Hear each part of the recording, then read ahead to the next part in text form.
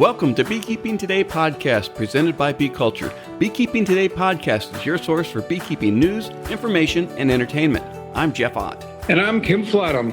Hey, Jeff and Kim. Today's sponsor is Global Patties. They're a family-operated business that manufactures protein supplement patties for honeybees. It's a good time to think about honeybee nutrition. Feeding your hives protein supplement patties will ensure that they produce strong and healthy colonies by increasing brood production and overall honey flow. Now is a great time to consider what type of patty is right for your area and your honeybees. Global offers a variety of standard patties as well as custom patties to meet your needs. No matter where you are, Global is ready to serve you out of their manufacturing plants in Airdrie, Alberta, and in Butte, Montana, or from distribution depots across the continent. Visit them today at www.globalpatties.com. You bet. We want to thank Bee Culture Magazine for their continuing presenting sponsorship of this podcast. Bee Culture is the magazine for American beekeeping since 1873. Subscribe to Bee Culture today, and while you're there, check out Bee Culture's Beekeeping Your First 3 Years, a quarterly magazine for beginning beekeepers. We also want to thank 2 Million Blossoms as sponsor of this episode. 2 Million Blossoms is a new quarterly magazine dedicated to protecting all pollinator insects, both wild and managed, before they disappear. The magazine is full of beautiful photographs and informative articles from authors such as Dr. Marla Spivak, Dr. Mark Winston, and our very own Kim Flatham. Learn more on our Season 2, Episode 9 podcast with editor Kirsten Trainer from visiting www.2millionblossoms.com, and that's with the number 2. Kirsten, I'll figure out how to say your name one of these days. Hey, Kim, earlier this week we were able to talk with Canadian writer-director of the award-winning film How to Bee, Naomi. I'm having a hard time with names today. Naomi Mark. Sorry, Naomi. That was a good interview. Yeah, it was. And I got to tell you, the weather where she's in the Yukon, 40 below zero. That's 40 below Celsius or 40 below Fahrenheit. It's still 40 below. I'm amazed that people live there. Unbelievable. I don't understand it either. All right. So, it's into January. All the big bee conferences are over. I know that we were busy doing podcasts and you didn't get to the conferences this year, but what have you heard? Well, Kathy was there, and Jerry, of course, was at both meetings, and I've talked to people that are at both meetings, and it's not, it doesn't surprise me, but it's surprising that one of the main topics of discussion at both meetings was adulterated honey. Wow. And the price of honey, and what people are doing to try and stay in business when you're competing against 60 cent a pound honey. So that hasn't gone away, and I hope it gets better. But boy, I tell you, it's got to be a tough way to make a living. It's definitely tough and hard coming out of the winter. This time of year, coming out of the winter and dealing with the effects of the varroa too. So it just compounds on top of itself. Okay, well, let's get on with our conversation with Naomi from earlier this week. Just to give our listeners a fair warning that remember that Naomi's up in Whitehorse, Yukon Territory. Now, that's way north of British Columbia even, and very cold, as Kim mentioned, at minus 40. So you may notice some sound quality problems, and you'll have to forgive us for that. It's a long ways away, and the phone lines are very cold. So with that, let's get in with our discussion with Naomi. Hey, Naomi, how are you doing? Thank you for joining us on Beekeeping Today podcast. Hi, thanks so much for having me. Hi, Naomi. This is Kim, and it's nice to meet you in person. I've watched your movie. I saw it this morning, and I'm astounded at the environment that you live in. Tell us about where this movie took place. Absolutely. The movie, my place in the world, the Yukon Territory. I was born and raised in the Yukon, born in Whitehorse, which is the territory, and then raised for a short while in a small town called Carmax. But mostly my family sort of lived on the outskirts of the cities or in small towns. And so we grew up with very long winters and very short summers. So this means, obviously, as you saw in the film, there's a lot of challenges to the environment, but, you get the beauty of the space, but also dealing with those short summer seasons with the concentrated honey flow kind of in July. And then you have to deal with those long, cold winters, which are a challenge. You're in Whitehorse, Yukon. So for those of us who don't have immediate access to Google Maps, explain where Whitehorse, the Yukon is. Yeah, absolutely. So the Yukon is right above British Columbia in Canada, and we share a border with Alaska. And so we're inland. We can access the ocean. It's about like an hour and a half to Skagway, Alaska. So that kind of orients you a little bit. Yeah, the northern part of Canada. If listeners want to look at a map, pause the podcast, check out where Whitehorse is. It is far north, let me tell you. Well, thank you. Yeah.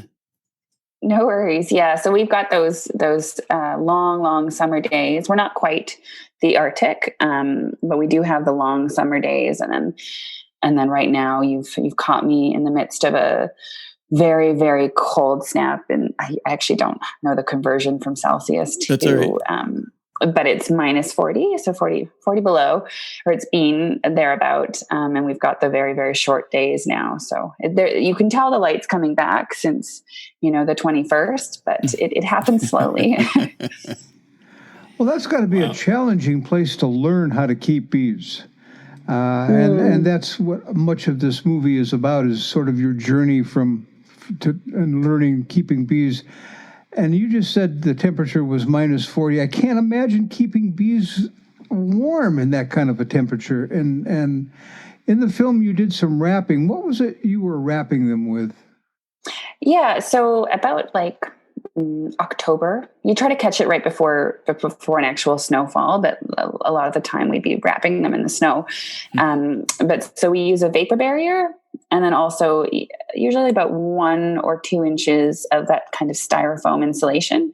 But it's kind of varied over the years. My dad was one of the very first beekeepers who successfully kept bees in the north past winter, because back in the day there were more beekeepers sort of around the 50s and that kind of thing. But I think, as was the practice in a lot of places, they would, kill the bees off at the end of the summer. And my dad was one of the first who actually was able to successfully winter his bees. But it really was a lot of trial and error as to what sort of materials were the best. And, sometimes it'd be straw, sometimes it'd be that pink insulation stuff wrapped in bags. And, but in my time beekeeping with my dad, we had sort of landed on the vapor barrier with that thick, insulation. And then, of course, one of the big things is having them properly ventilated, because, even sometimes when you have the ventilation at the top and the bottom of the hive, you want to let some of that moisture of the bees breathing out the top. And sometimes we put a layer of burlap or something to absorb that.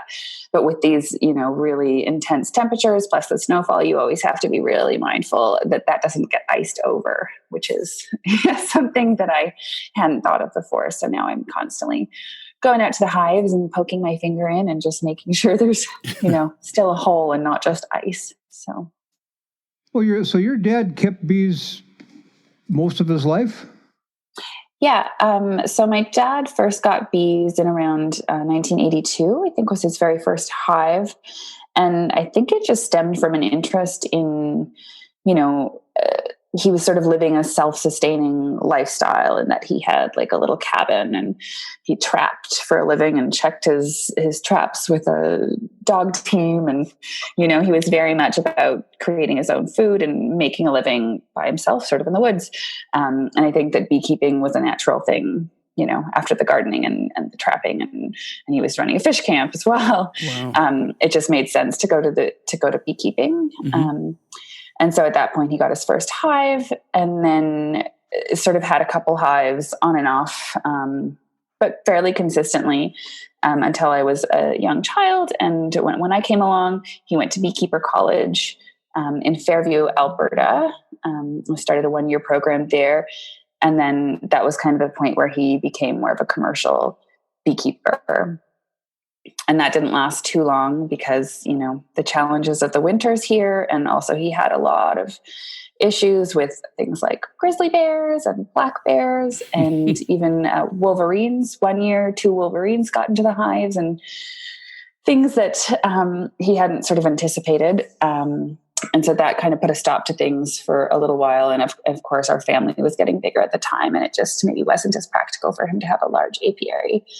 And so it kind of trickled out. And then in his retirement, he came back to beekeeping, which is when I kind of came into the picture, having always sort of thought of my dad as a beekeeper and being proud of this sort of interesting hobby that he did, and everybody associated him with. He's, I'm sure that many beekeepers can empathize with the fact that, as soon as you're getting into bees, the gift you get from everyone is something bee related. Like, I've got so much honey and candles and just bee things, which is lovely. But that was my dad. It was like every year his birthday cake had a honeybee on it, or, that kind of thing. And so I'd always associated him with that. And then when he started beekeeping again, as he was getting sick, it just seemed like the perfect opportunity for me to be a part of that part of his life, and to not only learn something from him, but learn something for myself that I'd always also been curious about, and just get to spend more time with him.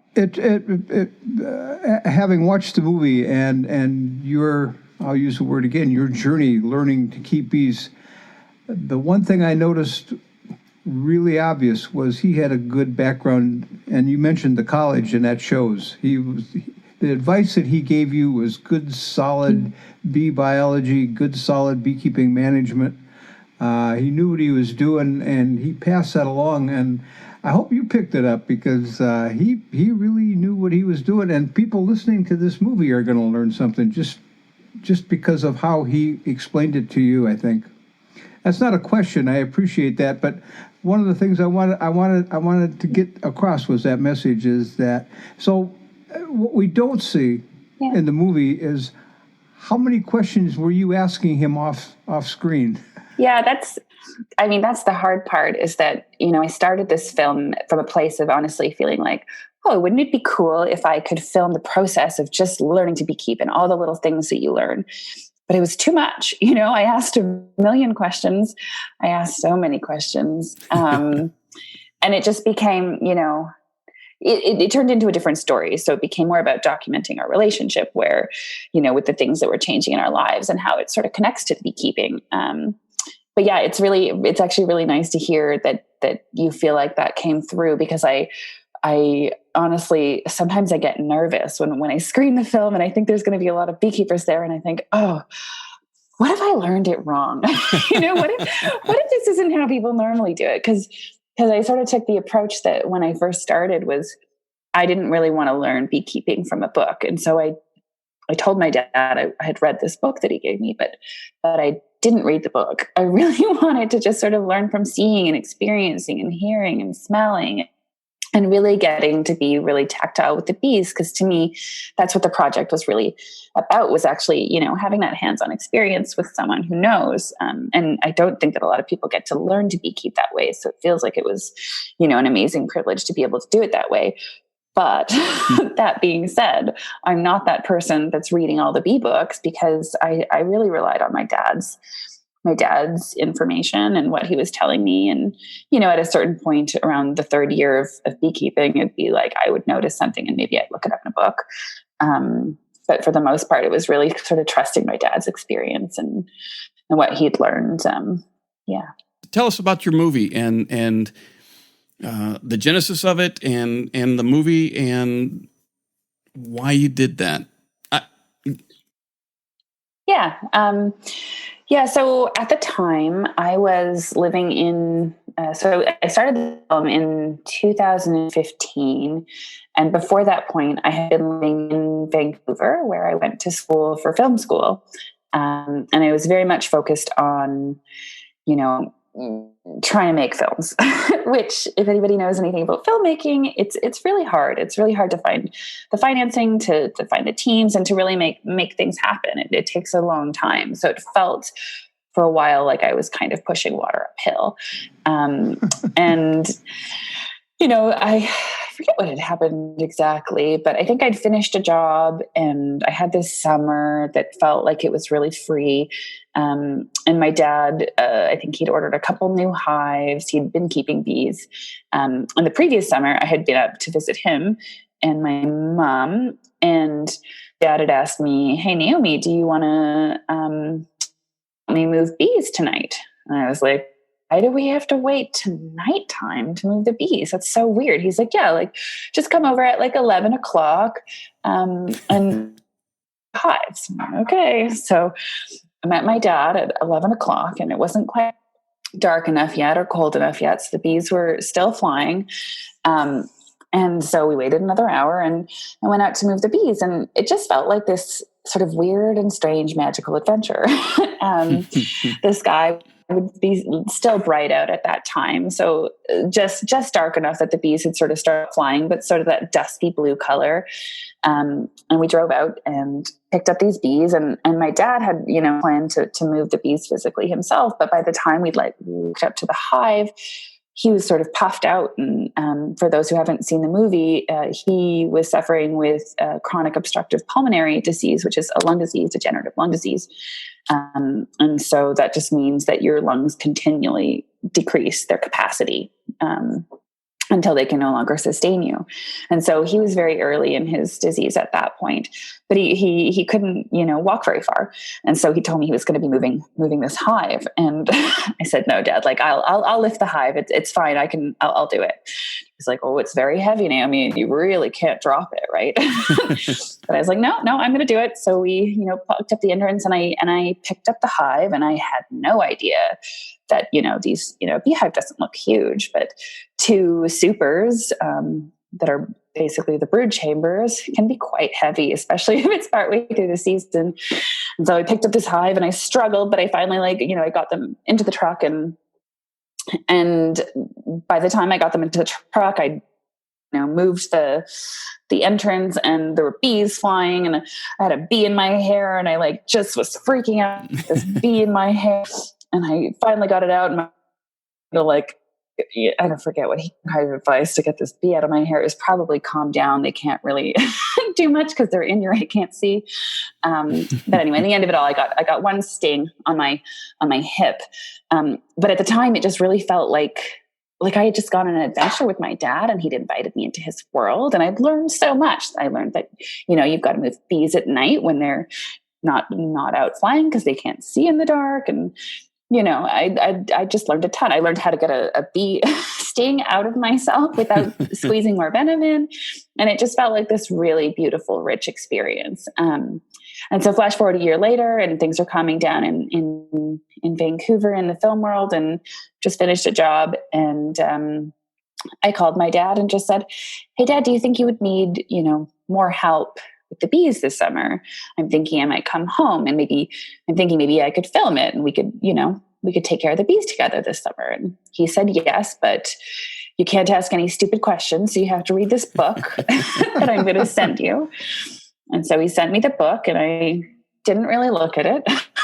But yeah, then I, road tripped home up north. It took two days in a car to get home. And then we started our beekeeping adventure. And I didn't know what it was going to turn into in the beginning. I really thought it would be sort of a how-to on beekeeping as experienced in a first person way where you get to sort of learn with me. But then it just turned into a whole lot more than that. Yeah. Well, one of the observations I made, and I did this intentionally, I watched you learn, and early on, some of your lighting a smoker. That was interesting in the beginning, and at the end of the film, you were just like every 20-year beekeeper I know. It was second nature, lighting a smoker, keeping it lit, those sorts of things. So. You picked up the skills in the course of this. Your dad did a good job of teaching you those skills. I would guess that there was a lot behind the scenes and off camera where he was saying, "No, don't do it that way." because it showed that you were constantly improving. So how good? How many bees do you have? Do you still have bees? There's the question. I do still have bees. It's sort of last summer was somewhat of a, not dormant. I mean, last summer I was in Australia with my husband. His mother was ill at the time, and so we were there to sort of support the family. And so my mom actually took care of my bees. I only have one hive at the moment, but she spent the summer with them. And throughout the course of making the film, she also learned a ton about beekeeping. And so a lot of my summer this summer was spent sort of on Skype with my mom, with my sister holding the bee, showing me what they're doing. And I'm trying to help her, make sure that she's identifying what's happening correctly, and that I can identify it through the computer. So that was a big experiment. She ended up having to requeen the hive at the end of the summer, which was a little bit stressful for me, but I think she did all right. The bees seem like they're fine now. I mean, it's hard to tell. It's winter. We don't have any of the internal monitoring for our hives, so it's really hard to tell what's going on. But it seems like there's some warmth coming out of the hive. So, yeah, fingers crossed they make it through. And then this summer, I'm really hoping to build a little bit, and I'd like to maintain sort of a hobby apiary of four hives. That was kind of the recommendation, and my dad always. He'd always encouraging me that we had 4, just so that there's, time to sort of, or there are options for management. It's a bit difficult up north because if you go queenless at the wrong part of the year, no one raises queens here, and you've got to have it shipped up, from either Saskatchewan, like basically southern Canada. Mm-hmm. And it takes ages, but it's really entertaining. I don't know if your bees come like this, but our queens will literally come just in a Canada Post package and into the post office. And so you'll come to pick up your bees, and the postal workers are all very, very excited by the buzzing package. So when ours used to come, the packages and the queens would come to our post office. The post office people were very glad when you came to get them to get them out of the back of the post office, and sometimes they kept them outside, which was usually not good for the bees. Yeah. But it's kind of interesting that your mom learned to keep bees from you, sort of long distance, and you learned. So your dad's legacy moved down a generation and then back up a generation. That's kind of a neat story to tell. Yeah. It's been really, really nice actually to be able to share that stuff with my mom, because it is a way that we feel closer with my dad. Getting practicing beekeeping and spending time with bees. It's it was so much. It was something that he was so passionate about that you can't help but feel close when you spend time observing and watching the bees. And so it's been a really nice thing for her in the last couple of years a big hurdle for her was sort of getting over her fear of them first. And then as she's been losing the anxiety, kind of forced because I left my bees with her. But as she's been losing that anxiety, she's really been learning to really love it and to sort of understand the thing that I always say, which is that beekeeping feels really, meditative. It's something that's good for your soul. Having to slow down to the point, partially because you're maybe afraid of what could happen if you didn't slow down, but slowing down to the pace of bees to me is such a nourishing thing for your soul to just take that time.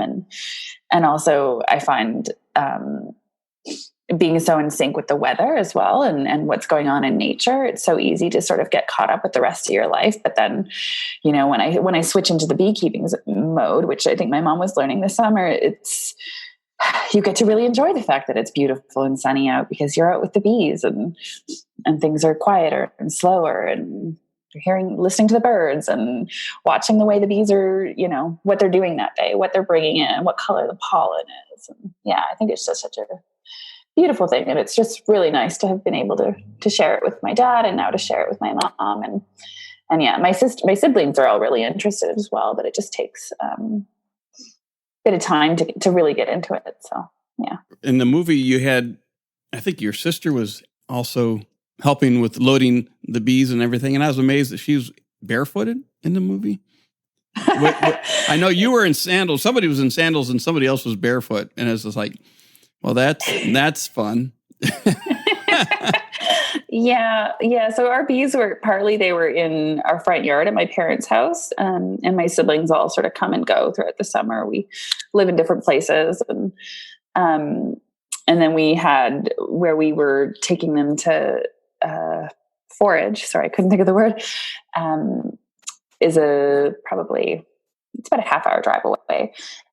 But yeah, beekeeping, it becomes really casual when it's sort of like just in your front yard.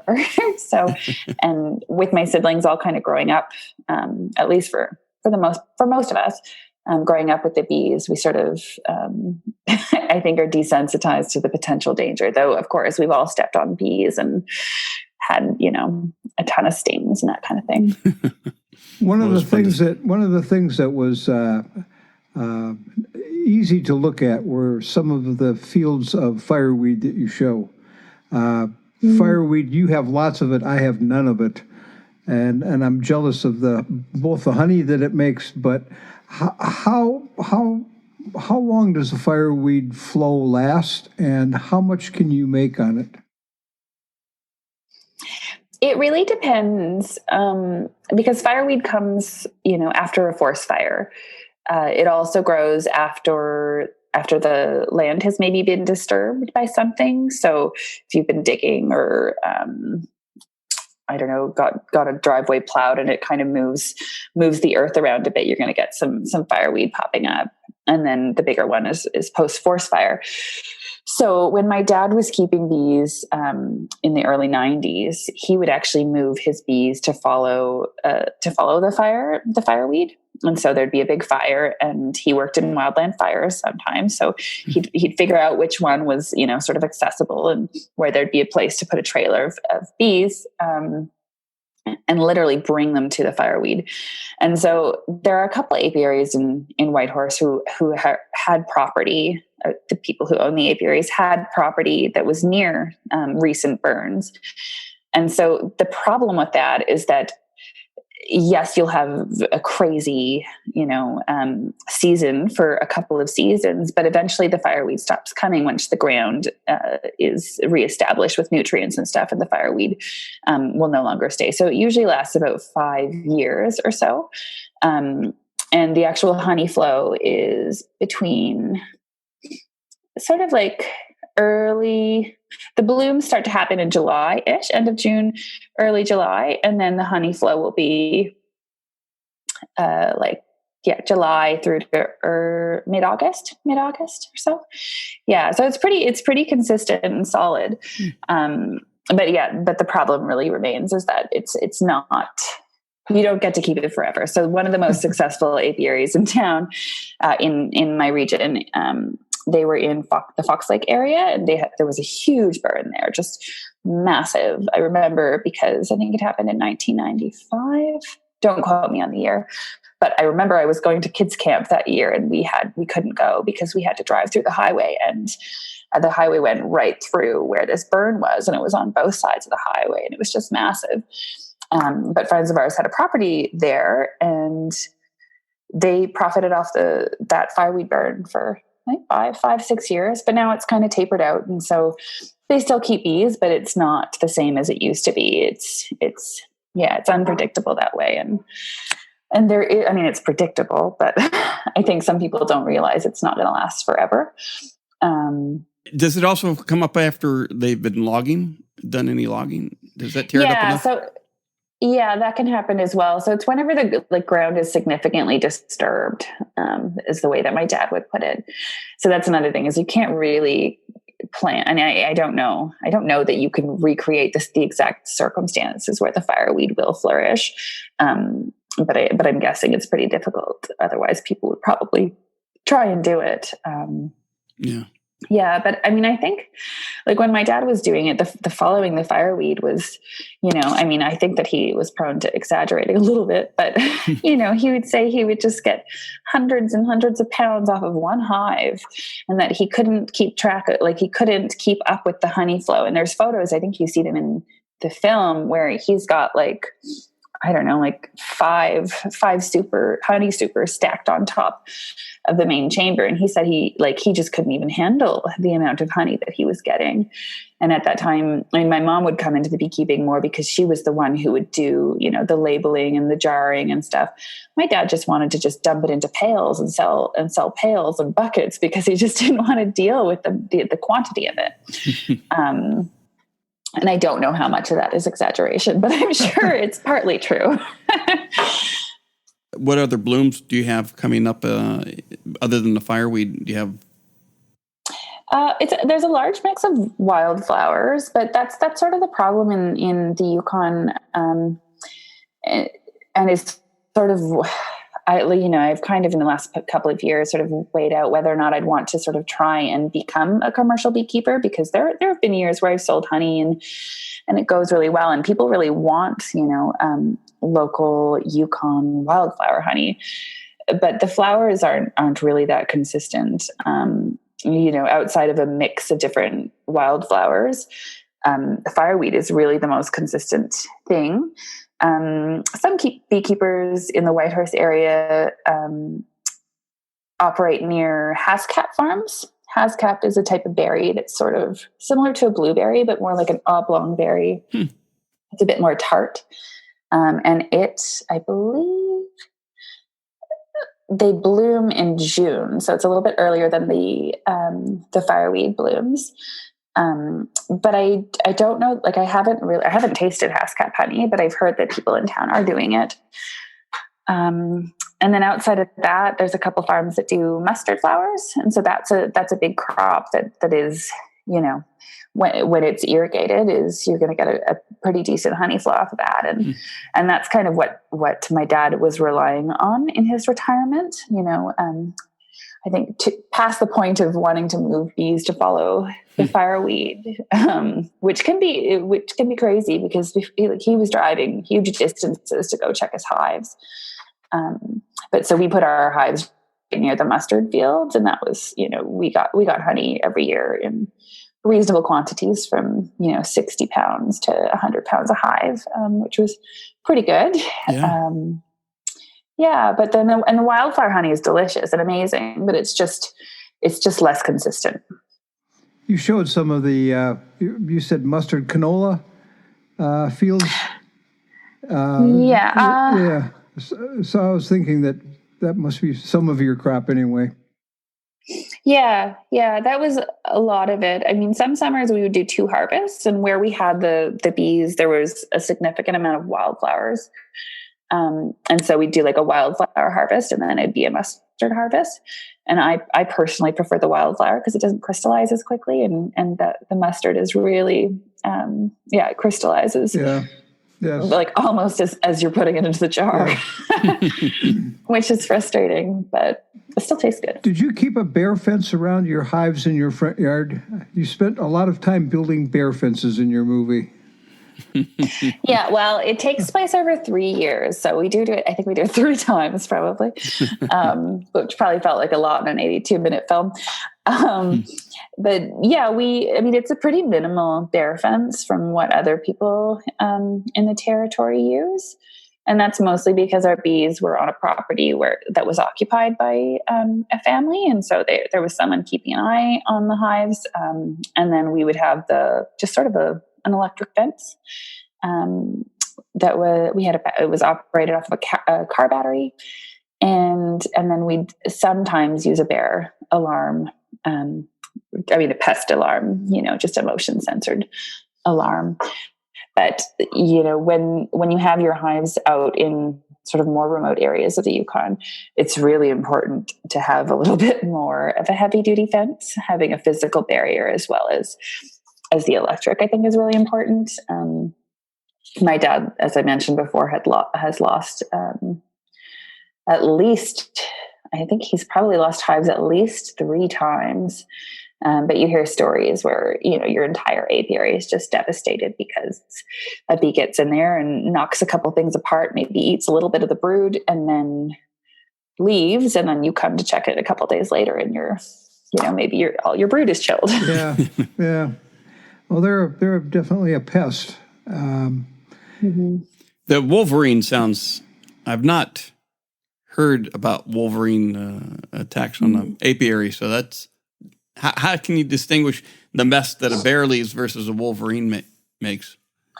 Well, a wolverine is very clean and likes to eat in private. So what my dad found when the wolverine had attacked the hives is that it literally went in there, they're small animals, so it could just go under the electric fence, got in there and popped open the hive and then was taking individual frames out and then carrying them off into the bush, eating them, and then going back and getting another one. So he was literally back and forth, taking apart the hive one frame at a time. That's actually a pretty smart way to do it. Yeah. It's not funny, but it's funny. My dad wasn't very pleased. He trapped one of them at least. Well, they go a ways away and they sit, and the bees that are defending the hive stay by the hive, so they're not bothering the wolverine. That's a smart animal. That is it. I didn't actually think about it that way, but obviously that's what's happening, isn't it? Well, your movie is called How to Bee, and it follows the 3 summers with your dad and learning about beekeeping. How has the reception been for the movie? How are the screenings going? It's up in Canada now, and it's being released in the States, I think, on the 29th, if I remember right. Yeah, we just had a big round of theatrical screenings through Demand Films in Canada, and that was on January 6th. And then in the US, it'll be January 29th is the majority of them, but then there are a few on a couple other dates. But yeah, I had the pleasure of going to a couple of festivals with the film and getting to actually sit with the audience and do a Q&A afterwards. And for the most part, it's been really, really positive. For me, it's quite a, personal and emotional film.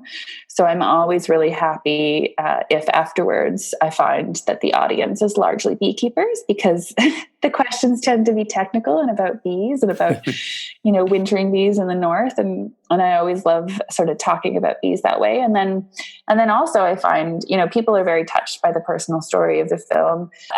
But overall it's been really great. Yeah. We've screened in our theatrical run, we did 14 cities in Canada. And then we've done a few festivals throughout the country, including Toronto, Vancouver. Our only American date so far before the theatrical was in Rhode Island, where we actually won 2 awards, one for Best Documentary Film and the other for, it was the Marilyn Mason Award for a new female voices. So very good. Yeah, so that's been really cool. Congratulations. Thank you. Yeah. So those kinds of things are really, really neat. And I can't help but think my dad would find it, I don't know if he'd find it funny or amazing that his beekeeping is getting spread around North America and the world a little bit. So I imagine that the reception's been really good. The beekeepers, and and your dad having been probably a good example, very stoic and very at times very stoic, and to be able to go into a movie theater and watch the relationship between the beekeeper father and the daughter, it probably touched a lot more people, many more beekeepers than you were made aware of. I'm sure that it was appreciated in silence, I'm sure. Well, yeah, and I guess I didn't mention that really, but it's like I've been getting messages on Facebook through our page, the How to Be Film page, and then also people that just find me on Facebook and shoot me messages saying, "Oh, I just saw the trailer of your film, and my dad taught me how to beekeep," or I'm working with my nieces and I'm teaching them to beekeep, and there is something really special, I think, about that part of it, the family beekeeping angle. I think that part of that is because I think beekeeping is such a magical and strange sort of, it's not, I wouldn't say hobby, but it's a magical relationship with our environment, getting to be that close with such an incredible organism as a beehive. I think your dad was lucky that you came back. Thank you. Yeah. Because often that doesn't happen. Children mature, they grow up, they go away. You came back and he was able to share what he knew because he wasn't able to share much when you were younger. So that was special to see that relationship rekindled, more or less. I enjoyed seeing that. Thank you. Yeah, that was. I think that in the end was the most important part for me, was really the relationship. I think my dad had sort of written me off. In my mind, my dad had written me off as a city girl, so it was also me proving him wrong. Yeah. Oh, I forgot to mention too, in terms of the reactions, I was a little bit nervous to come on this podcast just because I've had some people get really excited about the film and, How to Bee, it's about beekeeping, it's about bees in the north. It's, going to be really interesting. And I think some people sort of expect it to be a little bit more of a technical film that's really talking about what's going on with bees, which is not what the film is. And so I wasn't sure what your reaction would be to that, because recently I did a screening in Whitehorse and I was sitting outside, I think, waiting. I've watched the film many times and I like to watch it with the audience, but this time I was sitting outside and someone came out and they were so angry and they just yelled, like, this was supposed to be about bees. It's not about bees. And left the theater. So yeah, I wasn't sure what your reaction would be. Well, we will have links in our show notes to your How to Bee website, to your Facebook page for How to Bee, and do you do Twitter? We'll put everything up there in the show notes, so people can reach out and see the movie. And also we'll put the Demand Films links so that folks want to see the movie when it's released down here, starting the 29th. They can find a theater or reach out to Demand Films to request a viewing in their town. Awesome. Thank you. Yeah. You bet. Naomi Mark, we really enjoyed your movie. We encourage our listeners to look it up, go to the show notes, find a showing near you. And if you're in Canada, you can, it'll be broadcast. And it's a fabulous film. Nicely done. Thank you. You had a distinct advantage with the photography in that the environment you live in was stunning. There's just aim a camera and it's beautiful. You didn't have to... It's true. We're very, very lucky. And that's another reason I'm so happy that, this project and beekeeping brought me home, because now I'm here and I married my cinematographer. So, but it's minus 40 something outside where you are right now, right? Yeah, it is very cold. It's the kind of cold where you have to run your vehicle for a good 30 minutes before you want to drive it. Oh my gosh. Oh, well, I hope you enjoy it. I'll watch from here. All right, I'll try and bottle up some minus 40 and send it your way. So you can keep it there. Thank you. All right, Naomi, I appreciate you being on the podcast today, and good luck with your movie, and I look forward to hearing other great things from you. Yeah, thank you so much. Thank you. Nice meeting both of you. Thank you. Thanks for joining us. This has been fun, Naomi. It was nice to meet you and your dad. Oh, thank you. Well, that was a really good interview with Naomi. I really liked it. As a father and as a beekeeper, it was very touching movie, and very. It was, and it was nice to get to know her on a different level than the movie. The movie was good. She was good in the movie, but talking to her about the movie, talking to her about her dad, and learning to keep bees, being taught by her dad, it's a good story. And it's fun to watch, and I hope people take advantage of getting to know her dad, and her story. Yeah, I agree. And want to encourage listeners to check out her film, How to Bee. The link is in our show notes, but it's HOWTOBEE.ca. and that's Canadian website.ca, and check out the film. And also want to let listeners know that her film is viewing in the United States beginning January 29th, and you can go out to Demand Films to find a location near you where it will be showed where it will be showing. And also check those notes. I think she mentioned it was going to be available on the internet, at least in Canada, sometime soon. So pay attention to that too. If getting to one of her previews is tough because it's too far away or whatever, so you might be able to catch it at home. Well, that about wraps it up for this podcast. Before we go, I want to encourage our listeners to rate us 5 stars on Apple Podcasts, wherever you download and stream the show. Your vote helps other beekeepers find us quicker. And we want to thank this episode's sponsor, Global Patties. Check them out at www.globalpatties.com. And while you're there, give them a shout out for sponsoring this episode. And finally, we want to thank you, the Beekeeping Today podcast listener, for joining us on this show. Feel free to send us questions and comments at questions@beekeepingtodaypodcast.com. We'd love to hear from you. Anything else, Kim? I think that about wraps it up, Jeff. It was a good show, good day, and stay warm. I will. I feel after talking to Naomi, I'm going to go turn up the heat in the house and enjoy the warmth. We'll see you later. Bye-bye.